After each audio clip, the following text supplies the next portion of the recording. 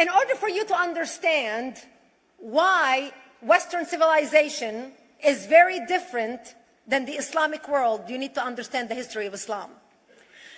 When Prophet Muhammad supposedly revealed his revelation from the angel Gabriel that he is supposed to be the last of the prophets in the early 600s, he started preaching in his own city, Mecca.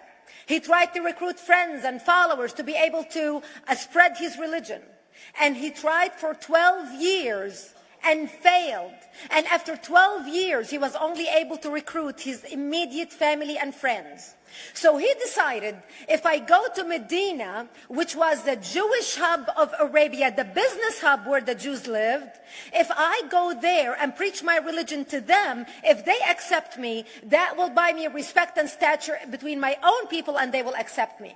So Prophet Muhammad started borrowing a lot from the Old Testament to make his religion more palpable to the Jews, to make it a lot similar. This is why you see a lot of similarities between Judaism and Islam. For example, Jews don't eat pigs, Muslims don't eat pigs. Jews pray a few times a day, Muslims pray a few times a day. Jews fast on Yom Kippur, Muslims fast on Ramadan. And this is why you started seeing a lot of good writing in the beginning of the Quran when Prophet Muhammad was saying all the good things about the people of the book. He took his message and went to Medina trying to recruit the Jews, talking about the people of the book, talking about how similar the two religions are.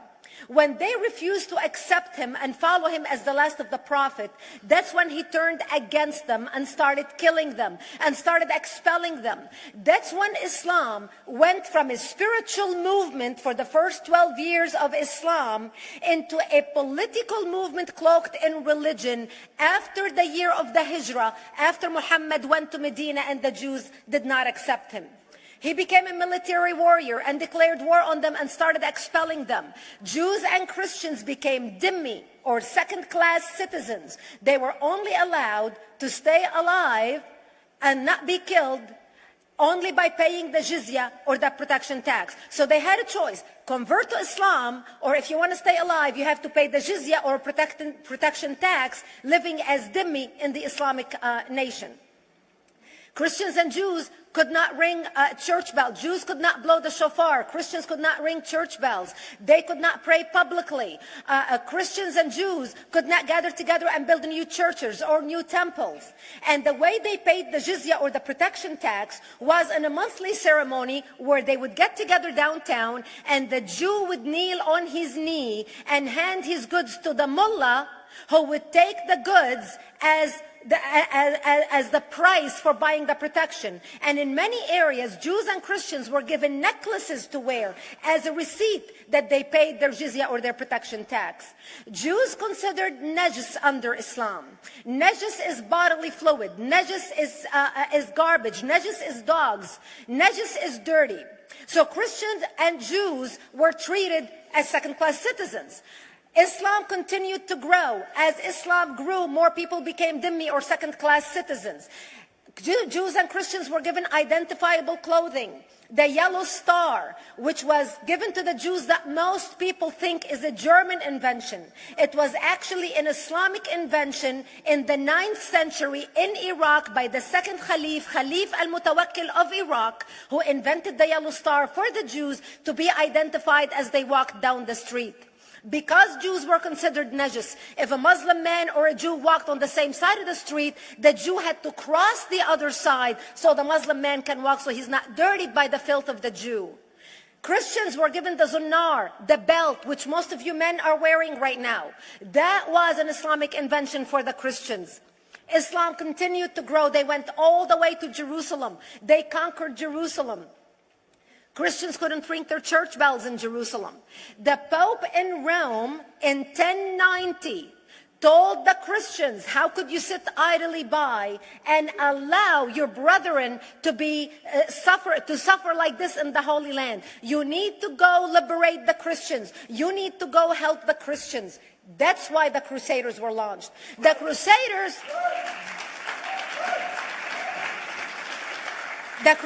were not launched because they just felt like waking up in the morning and going and converting a bunch of Muslims or beheading them. The Crusaders were launched to liberate Jerusalem. And they were able to liberate Jerusalem for less than 100 years before Salah ad-Din al-Ayyubi, Saladin, took it back, and Jerusalem remained under Islamic control until 1967, when the State of Israel liberated Jerusalem, where Christians, Jews, and Muslims could pray under the same sky.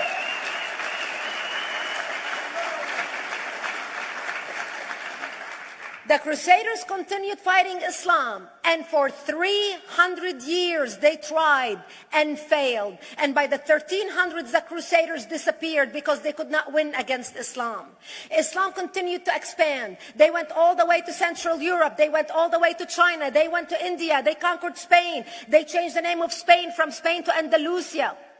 And they started, as they advanced, as they conquered more nations, more people paid the jizya, or the protection tax. And this is how the Islamic Empire grew. It went all the way until they was stopped at the gates of Vienna on 9/11. 9/11 is not a date that Osama bin Laden just picked out of a hat. 9/11 is a symbolic date in the Islamic calendar.